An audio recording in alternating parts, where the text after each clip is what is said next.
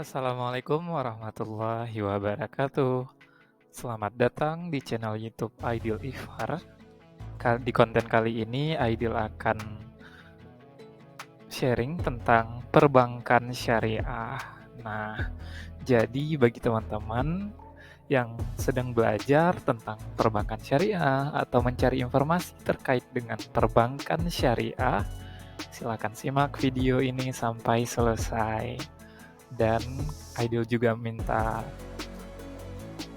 tolong untuk di-subscribe channel ini agar Aidil tetap semangat untuk berbagi dan sharing tentang perbankan syariah, berita ekonomi dunia, podcast, dan berbagai konten-konten lainnya. Teman-teman bisa cek di playlist YouTube Aidil Ihfar.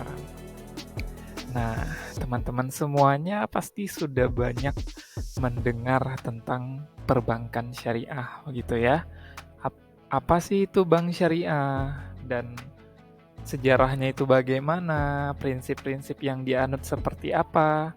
Sebagaimana kita tahu bahwa di Indonesia mayoritas penduduknya itu muslim, otomatis hadirnya bank syariah dengan prinsip Islam pastinya tentunya akan sangat menjadi kabar baik nih untuk para muslim ataupun bahkan yang non-muslim juga ada yang menggunakan jasa perbankan syariah, di mana ketika kita mau menjalankan keyakinan kita secara kafah, secara keseluruhan, maka yang paling utama itu dalam bermuamalah juga sepatutnya menggunakan perbankan syariah.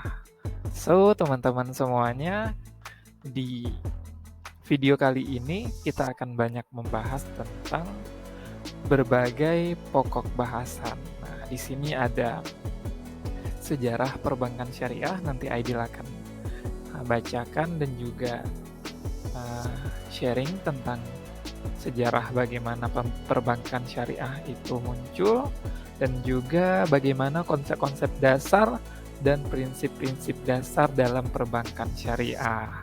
Selanjutnya juga kebijakan pengembangan dan roadmap. Nah, siapa sih yang membuat kebijakan bank syariah? Terus siapa yang mengawasi? Siapa yang menjalankan? Terus target pasarnya itu siapa saja? Begitu ya, nanti kita akan bahas lebih lanjut.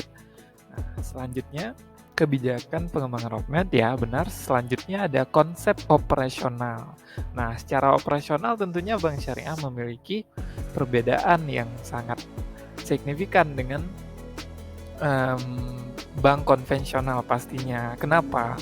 Karena dari prinsip dasarnya juga sudah berbeda, walaupun memang bank menyediakan jasa keuangan, tapi ketika ada kata syariah di baliknya, maka bahkan hal-hal yang mendasar seharusnya nih secara teori bank-bank syariah baik di Indonesia ataupun di luar itu sudah sepatutnya menjalankan prinsip yang sangat-sangat mendasar.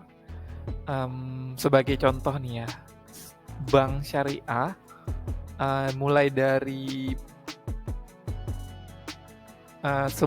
mulai dari customer atau nasabah masuk saja itu sudah ada prinsip syariah, mulai dari memberi salam gitu kan. Itu hal yang sepele sebenarnya, tapi dengan adanya pelayanan seperti itu akan sangat ketara begitu prinsip syariahnya atau operasional sebuah bank syariah gitu.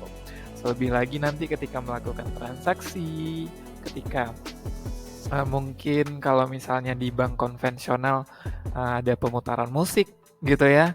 Nah, kalau di bank syariah seperti beberapa bank syariah sudah menerapkan ada pemutaran pembacaan ayat-ayat suci Al-Quran begitu. Jadi banyak sekali operasional dalam bank syariah yang menjadi ciri khasnya tersendiri begitu. Selain itu juga prinsip yang mendasar lagi yaitu bank terkenal dengan bunganya, sedangkan bank konvensional terkenal dengan bunganya.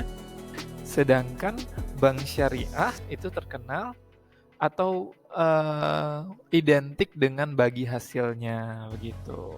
Tata caranya juga berbeda, tindakan-tindakan yang dilakukan juga sangat-sangat berbeda secara teori. Tetapi di lapangan kita juga harus sadari bahwa bank syariah masih sangat-sangat berproses, bahkan pekerja-pekerjanya juga masih dikonversi dari pekerja bank konvensional, sehingga mereka masih berproses dalam beberapa tahun ini. Semoga ke depan bank syariah di Indonesia semakin syariah begitu ya teman-teman pendengar, penonton YouTube Ideal dimanapun berada. Semoga ini kita bisa tumbuh bersama dalam belajar tentang bank syariah. Ideal yakin banyak sekali mahasiswa yang sedang belajar bank syariah. Semoga teman-teman nantinya menjadi regenerasi para banker syariah yang diidam-idamkan atau secara teori itu memang merepresentasikan bank syariah pastinya begitu. Nah, selanjutnya juga nanti Aidil akan sharing tentang akad-akad dalam transaksi. Nah, jadi akad-akadnya itu berbeda mulai dari nanti produk-produknya, akad-akadnya juga mengikuti prinsip-prinsip dari perbankan syariah. Selain itu juga yang terpenting ini, undang-undang dan regulasi. Tentunya setiap tahunnya itu direvisi, diperbaiki. Nah, ada untuk syariah atau perbankan syariah itu punya undang-undang tersendiri lagi. Selain bank syariah harus tunduk ke ibaratnya harus tunduk ke peraturan negara, bank syariah juga ada regulasi khusus nih. Nah, sehingga bank syariah bisa sesuai dengan bank syariah yang seharusnya begitu, yang sesuai dengan peraturan di Indonesia. Sebagaimana nanti ada DSN, Dewan Syariah Nasional, yang mana mereka membuat kebijakan atau regulasi juga kepada khususnya bank syariah. Dan yang terakhir nanti kita akan membahas tentang perbankan syariah dan kelembagaannya. So, teman-teman semuanya, di sini kita sama-sama belajar. Aidil Ifar juga seorang mahasiswa perbankan syariah yang masih belajar. Kita bisa belajar banyak dari sini. Dan sekali lagi Aidil sampaikan, mohon bantuannya untuk di-subscribe dan dinyalakan tombol loncengnya agar teman-teman juga bisa dapat updatean video terbaru dari Aidil. Dan jangan lupa juga di like, komen, dan share videonya jika menurut teman-teman apa yang Aidil tampilkan, konten yang Aidil upload bermanfaat dan juga bisa membantu memperluas pengetahuan teman-teman semuanya tentang bank syariah pastinya. Nah, so teman-teman, sekarang sebelumnya Aidil sudah memperkenalkan diri juga. Nah, nama saya Aidil Ifar. Saya pembelajar perbankan syariah dan kreatif freelancer. Nah, jadi saya mantan guru honorer, mengajar bahasa Jerman, dan sekarang mencoba peruntungan di YouTube dengan menciptakan berbagai konten yang kreatif pastinya, dan juga bisa membantu memperluas wawasan teman-teman semuanya dimanapun berada dengan ilmu yang saya miliki. Nah, selain itu juga saya membuka kursus online bahasa Jerman. Jika teman-teman berminat bisa menghubungi ke nomor yang ada di profil YouTube saya, atau bisa juga email, atau teman-teman bisa langsung DM di Instagram saya @aidil_ifar_. So, teman-teman semuanya, saya senang berbagi dan salah satu media yang saya gunakan adalah YouTube. Nah, so jadi teman-teman kalau misalnya ada sesuatu yang mau di request untuk dijadikan konten, silahkan di kolom komentar, silahkan diketik di kolom komentar, nantinya akan akan saya jadikan list untuk konten-konten berikutnya. Selama itu bermanfaat, kenapa enggak? Nah, begitu teman-teman. Nah, selain itu, apalagi ya perkenalannya? Saya rasa cukup ya untuk perkenalannya. Selebihnya saya akan sharing tentang poin-poin yang sudah kita tampilkan tadi. Yap. Oke, baik teman-teman semuanya. Untuk poin yang pertama yaitu sejarah perbankan syariah gitu. Nah, jadi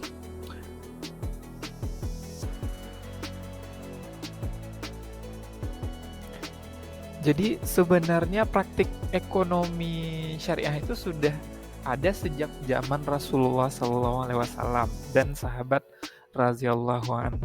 Kenapa demikian? Karena memang dari dulu Islam itu hadir tidak hanya sebatas mengajarkan ibadah saja ya, hablum minallah saja.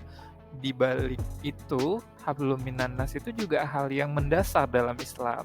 Jadi di dalam sejarah perekonomian umat Islam, kegiatan muamalah itu seperti menerima titipan harta, meminjamkan uang untuk keperluan konsumsi dan keperluan bisnis, serta melakukan pengiriman uang yang dilakukan sebagai akad-akad yang sesuai syariah telah lazim digunakan atau dilaksanakan umat Islam sejak zaman Rasulullah SAW. Nah, jadi Rasulullah SAW yang dikenal dengan julukan Al-Amin itu dipercaya oleh masyarakat Mekah dalam menerima simpanan harta. Bahkan mereka belum masuk Islam saja, mereka itu percaya dengan kepribadian Rasulullah. Begitu. Karena Rasulullah SAW dikenal dengan julukan Al-Amin gitu. Karena beliau dipercaya gitu. Sehingga pada saat sebelum hijrah ke Madinah, di akhir-akhir Rasulullah mau hijrah ke Madinah, nah beliau meminta Ali bin Abi Thalib radhiyallahu an, yang mana juga menantu beliau, untuk mengembalikan semua titipan itu kepada para pemiliknya. Nah, saking beliau memang amanahnya itu sampai selesai begitu ya, luar biasa. Nah, selain itu juga ada satu kisah ini tentang muamalahnya Rasulullah yang patut dijadikan contoh ya. Seorang sahabat Rasulullah SAW yang bernama Zubair bin Al-Awam radhiyallahu an memilih tidak menerima titipan harta. Nah, kenapa nih ya? Ia lebih suka menerimanya dalam bentuk pinjaman. Kenapa? Tindakan Zubair ini menimbulkan implikasi yang berbeda. Yang pertama itu, dengan mengambil uang itu sebagai pinjaman, ia menerima hak untuk memanfaatkannya gitu. Karena berbeda penitipan dengan pinjaman. Yang kedua, karena bentuknya pinjaman, ia berkewajiban untuk mengembalikannya secara utuh gitu. Nah, jadi kalau dalam Islam itu kan sangat berhati-hati dengan yang namanya riba atau bunga gitu ya, yang dipraktekkan oleh bank konvensional. Nah, jadi dalam riwayat tersebut, salah satu sahabatnya Rasulullah juga, Ibnu Abbas radhiyallahu an, juga pernah melakukan pengiriman barang ke Kufah, dan Abdullah bin Zubair radhiyallahu an melakukan pengiriman uang dari Mekah ke adiknya Mis'ab bin Zubair radhiyallahu an yang tinggal di Irak. Nah, jadi sebenarnya ini praktek dari muamalah secara syariah itu memang bermuamalah gitu ya. Bermuamalah itu memang sudah dijalankan sejak zaman dahulu gitu. Yang namanya kita manusia, makhluk sosial, pasti kita bermuamalah, berhubungan dengan orang lain, melakukan transaksi. Nah, cuman yang berbeda di sini adalah caranya, halal atau tidak begitu. So, sekarang penggunaan cek yang juga telah dikenal luas, yang kita kenal sekarang ini, sejalan dengan meningkatnya perdagangan antar negara. Nah, jadi dari dulu misalnya nih ada negeri Syam dan dengan Yaman gitu ya. Jadi sudah banyak penggunaannya begitu, sudah lazim penggunaannya begitu. Nah, bahkan dalam masa pemerintahannya, ini cerita para sahabat nih ya, Khalifah Umar bin Khattab radhiyallahu an menggunakan cek untuk membayar tunjangan kepada mereka yang berhak. Dengan menggunakan cek ini, mereka mengambil gandum di Baitul Mal yang ketika itu diimpor dari Mesir. Di samping itu, pemberian modal untuk modal kerja berbasis bagi hasil sudah dipraktekkan. Nah, pasti teman-teman semuanya sudah familiar dengan istilah mudarabah, mudaraah, musakah, telah dikenal sejak zaman dahulu gitu kan, dari kaum muhajirin dan kaum ansar. Nah, jadi istilah yang kita kenal sekarang di dalam dunia perbankan syariah atau ekonomi Islam ternyata sudah jauh dari zaman dahulu itu dipraktekkan di masa Rasulullah dan juga para sahabat, sehingga kita hanya perlu melanjutkan kembali dan mempelajari secara utuh bagaimana sih akad-akad yang dipraktekkan yang seharusnya begitu.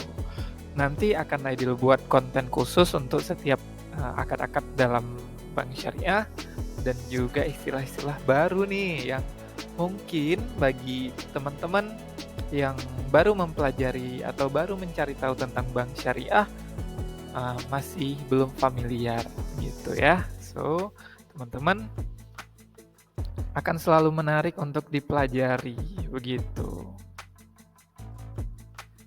Nah, selanjutnya kita lanjut ke pembahasan tentang konsep dasar dan prinsip-prinsip dasarnya. Gimana sih prinsip-prinsip dasar dari bank syariah begitu ya? Jadi bank syariah adalah bank yang beroperasi sesuai dengan prinsip-prinsip syariah. Itu yang pertama. Implementasi prinsip syariah inilah yang menjadi pembeda utama dengan bank konvensional. Pada intinya, prinsip syariah tersebut mengacu kepada syariah Islam yang berpedoman utama kepada Al-Quran dan Al-Hadis.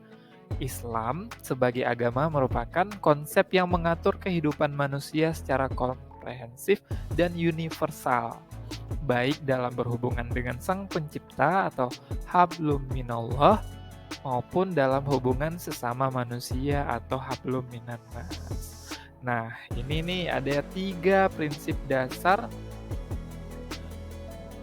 atau pilar dalam ajaran Islam, yaitu akidah, syariah, dan juga akhlak. Nah, di mana 3 prinsip dasar ini menjadi pedoman dalam hidup umat muslim begitu, teman-teman. So, ketika kita mau menjalankan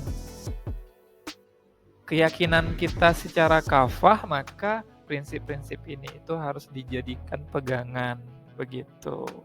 Ada banyak hal yang harus dihindari, salah satunya yaitu riba. Nah, dengan menghindari riba berarti kita juga menjalankan prinsip-prinsip syariah yang menjadi dasar dalam keyakinan yang kita yakini begitu. Nah, tentunya ada hikmah-hikmah yang diberikan ketika kita ketika kita menghindari riba. Nah, salah satunya nih, banyak pihak yang telah menyatakan pandangan berbeda mengenai dasar rasional atau tujuan pengharaman riba oleh syariah. Jadi secara keseluruhan, keadilan sosial, ekonomi, dan distribusi, keseimbangan antar generasi, instabilitas perekonomian, dan kehancuran ekologis dianggap sebagai dasar pengharaman riba. Karena ketika riba itu akan sangat berpihak kepada mereka yang punya kekayaan lebih begitu, karena memang berbunga begitu ya, sehingga dan apalagi kalau kita lihat prinsipnya itu ketika meminjam dengan bunga sekian, sedangkan keadaan ekonomi, keuntungan, rezeki berbeda-beda begitu. Mohon maaf ya teman-teman kalau misalnya suaranya agak noise karena saya tinggal di dekat jalan raya, dengan tetap semangat konten karena belum mampu untuk membuat ruang kedap suara. Semoga dari konten per konten, dari ilmu yang saya share melalui kanal YouTube ini akan membuahkan hasil sehingga saya bisa buat ruangan. Target pertamanya membuat ruangan kedap suara sampai nanti saya sudah siap untuk konten dengan suara yang lebih nyaman untuk didengar. So, mohon bantuannya untuk di-share, komen, dan like, dan juga di-subscribe pastinya sehingga nanti pihak YouTube melihat melihat konten yang saya kanal YouTube yang saya bangun ini layak nih untuk diberi kesejahteraan gitu ya. Semoga amin amin ya rabbal alamin. Nah, jadi sebenarnya prinsip dasar yang menjadi konsep dasar dan prinsip-prinsip dasarnya itu dari syariah begitu. Jadi tadi kan ada 3, akidah, syariah, dan akhlak.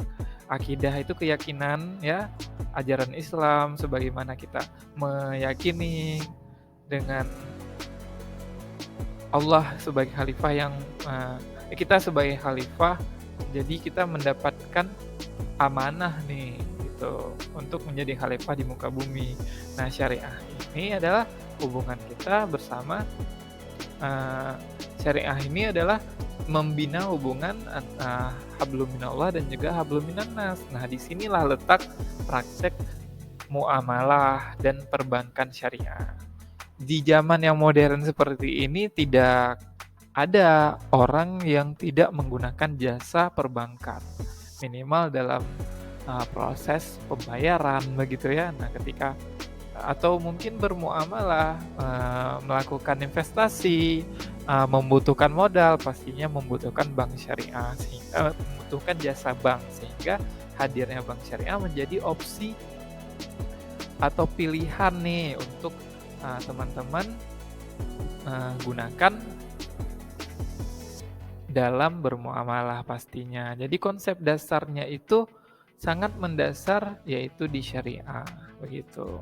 Selain itu juga akhlak, pelayanannya gitu. Jadi kalau misalnya teman-teman bercita-cita untuk menjadi seorang banker dan bekerja di bank syariah, berarti prinsip-prinsip dasar ini harus dipraktekkan, harus diterapkan dalam pekerjaan teman-teman sehari-hari begitu. Oke teman-teman semuanya, kita lanjutkan ke kebijakan pengembangan dan roadmap. Nah, di mana untuk kebijakan pengembangan dan roadmap ini lebih kepada pada praktiknya di industri, di lapangan, pasti akan mengikuti perkembangan zaman pastinya teman-teman ya. So, sekarang Aidil akan sharing terkait dengan asal mulanya industri ini berjalan bagaimana sih begitu ya. Setelah mengalami pertumbuhan yang relatif tinggi pada tahun-tahun sebelumnya, ini di tahun 2013 sampai 2014, perbankan syariah itu menghadapi tantangan berupa perlambatan pertumbuhan. Nah, ini sejarahnya nih ya, tentang tantangan yang dihadapi industri perbankan syariah pada tahun mendatang yang akan kita hadapi ini juga tahun-tahun mendatangnya itu tidak ringan dan mudah. Kenapa? Karena memang ada pro dan kontra hadir di tengah masyarakat, di mana lingkungan ekonomi global belum menunjukkan pemulihan yang signifikan, bahkan mengalami tantangan baru dari pergerakan harga minyak. Nah, namun tentu kita optimis nih dalam optimis bahwa perekonomian domestik akan terus membaik sejalan dengan kebijakan pemerintah dalam memperbaiki postur fiskal dan kebijakan pembangunan infrastruktur serta proyek prioritas pemerintah lainnya. Selain itu, berbagai kebijakan yang dilakukan otoritas dalam memperbaiki perekonomian akan terus berlanjut. Dalam hal ini, membuahkan pengakuan internasional akan perekonomian Indonesia sebagai peringkat Indonesia selama ini yang cukup baik. Menarik Selain menarik competitive advantage Indonesia di mata dunia. Nah, jadi kita mulai dilirik oleh dunia dengan praktek perbankan syariah yang berjalan di Indonesia. Jadi hal ini menunjukkan prospek perekonomian Indonesia relatif masih cukup baik ke depannya. Industri perbankan syariah harus dapat memanfaatkan dinamika ekonomi global dan domestik ini. Kenapa? Karena banyak sekali peluang yang bisa diambil peran oleh bank syariah yang lebih besar dalam pembangunan nasional begitu. So, roadmap dari pengembangan bank syariah ini punya potensi yang sangat besar begitu. Kenapa? Karena memang sebagaimana yang kita tahu, populasi Muslim di Indonesia itu kan adalah mayoritas ya. Jadi ini sangat-sangat punya potensi untuk bisa jadi tuan rumah keuangan syariah begitu. Nah, begitu ya teman-teman semuanya. Selanjutnya kita akan lanjut ke konsep operasional. Nah, jadi konsep operasionalnya itu seperti apa sih? Ada banyak prinsip dalam perbankan syariah. Nah, kali ini Aidil akan sharing untuk prinsip-prinsipnya saja, atau kita kenalan dulu nih dengan prinsip-prinsipnya saja, karena nanti akan ada konten di masing-masing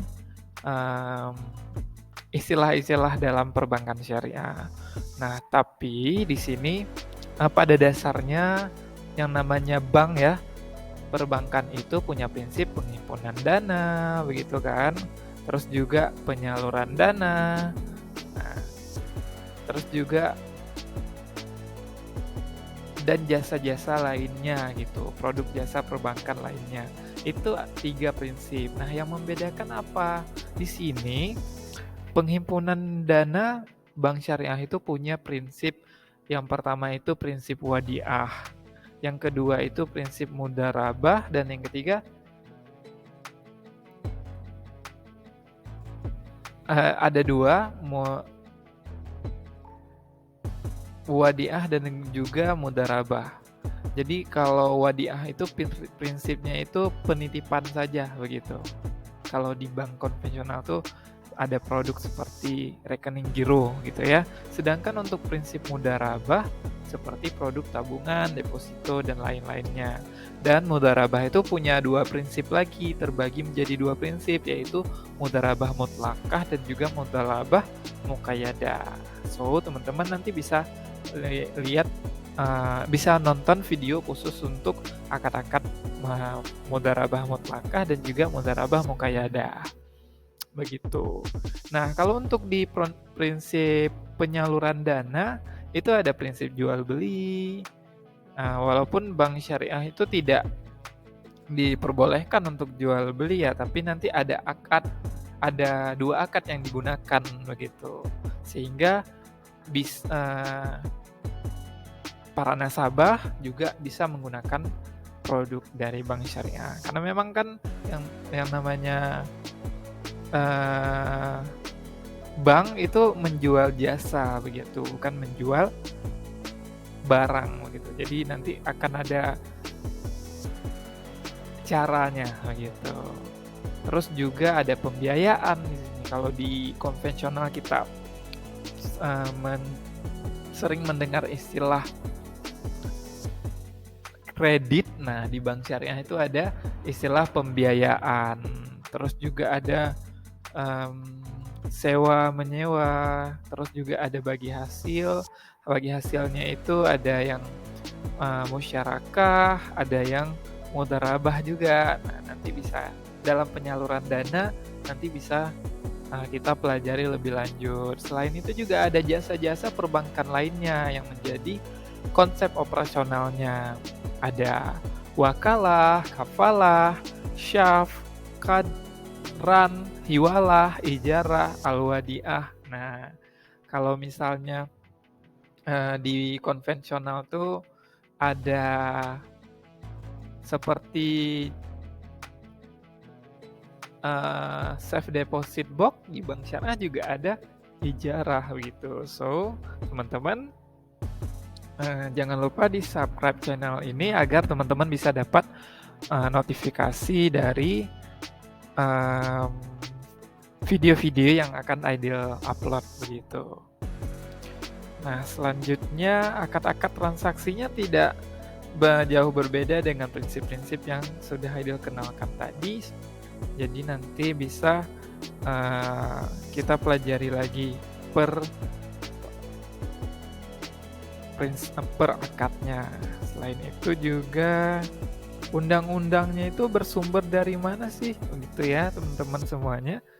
Nah, jadi sumber undang-undang atau yang jadi prinsip dasarnya pendirian bank syariahnya. Nah, itu ada peraturan-peraturannya, pembagian jenis-jenis banknya gitu ya. Jadi sebuah pendirian bank itu harus memenuhi syarat-syaratnya begitu. Kepemilikannya itu bagaimana gitu. Nah, contohnya pendirian bank. Terus ada banyak larangan dalam pendirian bank akan kita bahas juga. Ini sebagai video perkenalan saja gitu. Selain itu juga ada lanjutannya itu tentang perbankan syariah dan kelembagaannya. Nah, lembaga-lembaga yang terlibat itu ada banyak untuk mengawasi bank syariah. Dan setiap perubahan kebijakan tentunya bank syariah juga harus tunduk begitu. Jadi ini mengacu kepada Undang-Undang Nomor 21 Tahun 2008 tentang Perbankan Syariah. Jadi bank syariah adalah bank yang menjalankan kegiatan usaha berdasarkan prinsip syariah seperti yang sudah Aidil bacakan tadi. Nah, dan yang diaturnya dalam fatwa Majelis Ulama Indonesia seperti prinsip keadilan dan keseimbangan, kemaslahatan, universalisme, mohon maaf, maksud saya, serta tidak mengandung gharar, maisir, riba, zalim, dan objek yang haram. Begitu. Jadi sudah terjamin gitu. Modal-modal yang disalurkan, pembiayaan-pembiayaan yang disalurkan di bank syariah itu tidak terhindar dari yang namanya usaha-usaha yang haram, bisnis-bisnis yang haram, itu sudah terjamin karena memang diawasi begitu. So, nanti kita akan pelajari lebih lanjut lagi tentang perbankan syariah. Terima kasih sudah menonton. Semoga video atau konten yang Aidil persembahkan untuk teman-teman semuanya bisa bermanfaat. Sampai jumpa di video berikutnya, di konten berikutnya. Jangan lupa di subscribe dan nyalain tombol notifikasinya. Dan like, comment, dan share. Sampai jumpa. Assalamualaikum warahmatullahi wabarakatuh.